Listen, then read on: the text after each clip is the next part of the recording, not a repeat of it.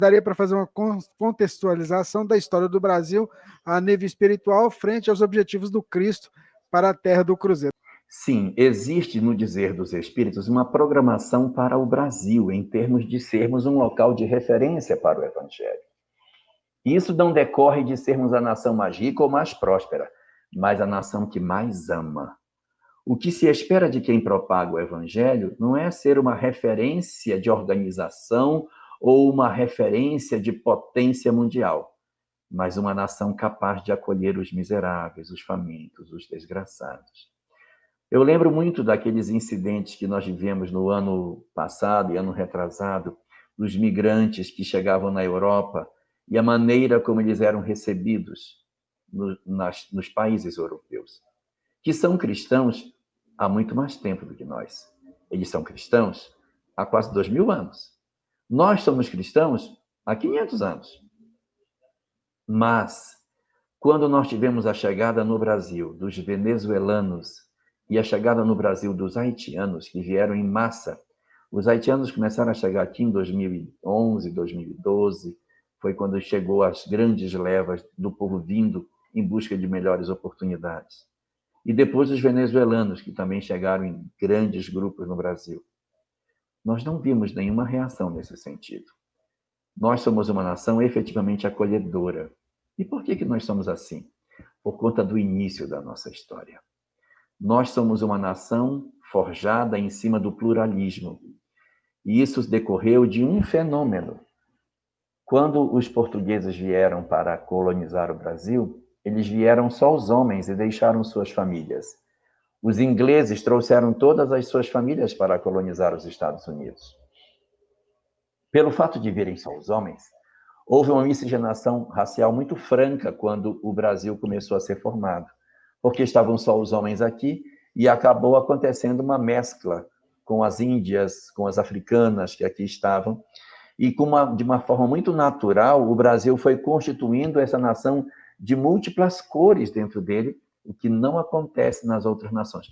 Mesmo nas nações aqui do lado da América Hispânica, que foram colonizadas pela Espanha, evidentemente, não houve uma miscigenação. Ainda hoje você vê uma separação muito clara entre os que são indígenas e os outros que são chamados de crioulos, que são os que não são de origem indígena por lá.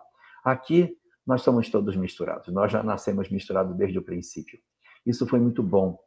E isso fez com que a gente desenvolvesse um sentimento muito interessante de acolher as pessoas que são de fora, como se nós fôssemos menores. Lembremos que o nosso espírito protetor brasileiro é Ismael, o filho de Abraão que foi rejeitado. Nós temos dentro do coração o perfume da personalidade de Ismael, que não se acha digno de ser amado. Então você pode ver que no Brasil, quando iniciam as aulas, se tem alguém que vem de outro estado ou de outro país, todo mundo quer ser amigo na escola daquele que veio de fora. É disputado quem vem de fora como se fosse uma coisa preciosa demais receber alguém de outro lugar. Agora assista aos filmes e veja como em outros países mais desenvolvidos, os estrangeiros são recebidos nas escolas. Nem vou citar um filme, porque isso se repete em tantos que você nem precisaria escolher um para assistir. Isso demonstra a nossa capacidade de afeto.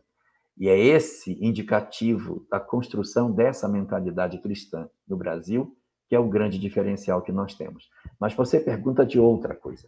Você pergunta das mazelas morais que nós estamos vivendo aqui. Sim. Um Brasil, para ser o coração do mundo e a pátria do Evangelho, tem que estar pronto para socorrer as almas que sofrem. Se todas as nações fecharem suas portas para as almas doentias, quem vai socorrer os doentes? Na Casa do Caminho, onde havia o cristianismo nascente, as portas estavam abertas para recolher a todos os miseráveis que passavam pelos umbrais daquele lugar. O Brasil não pode ser diferente. Nossas fronteiras têm que estar abertas. Nossas escolas recebendo a todas as pessoas. Nossa sociedade franca para acolher a todos.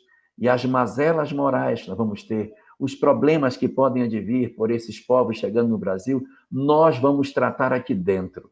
Se os venezuelanos trarão sarampo, vamos vacinar e vamos receber os nossos irmãos que precisam de acolhimento. Esse é o pensamento do coração do mundo da pátria do Evangelho. Temos problemas? Demais. Conflitos? Demais, de ordem moral imensos. Mas, junto dos problemas, nós temos um antídoto poderoso, que é o amor. As outras nações podem ser mais organizadas e mais capazes do que nós, mas as taxas de suicídio, as taxas de depressão, os processos de desamor, o desalinhamento do pensamento com relação ao que seja a vida é profundamente diferente do nosso. E só para terminar, eu quero lembrar um capítulo do livro Nosso Lar, chamado A Guerra.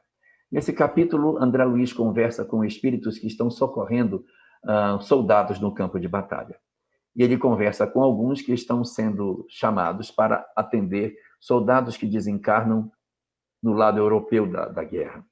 E André Luiz disse, nossa, então deve ser muito chique, você está socorrendo soldado europeu, não está socorrendo soldado brasileiro. Deve ser muito maravilhoso fazer isso, porque em vez de estar recebendo um brasileiro, está, pelo menos, atendendo os desencarnados dos países europeus. Que chique! Isso não, ao contrário. Chique é atender os soldados brasileiros. Porque os soldados europeus estão marcados por um materialismo muito forte. E socorrer essas entidades quando desencarnam é muito difícil. Porque, como eles são muito arraigados no materialismo, eles desencarnam e não abandonam o corpo, permanecem ligados aos seus corpos, e nós temos uma dificuldade enorme de fazer o processo de resgate dessas entidades. No Brasil, não. A crença da imortalidade da alma, que embora não seja necessariamente espírita, mas do próprio catolicismo, que à época era uma religião bastante dominante, ainda é, e naquela época mais ainda, faz com que a gente tenha mais acesso. É mais fácil socorrer um soldado brasileiro que desencarna no campo de batalha porque ele tem uma visão ainda que rudimentar de vida após a morte, do que de um soldado europeu contaminado pelo infeliz ideário que o materialismo nos oferece.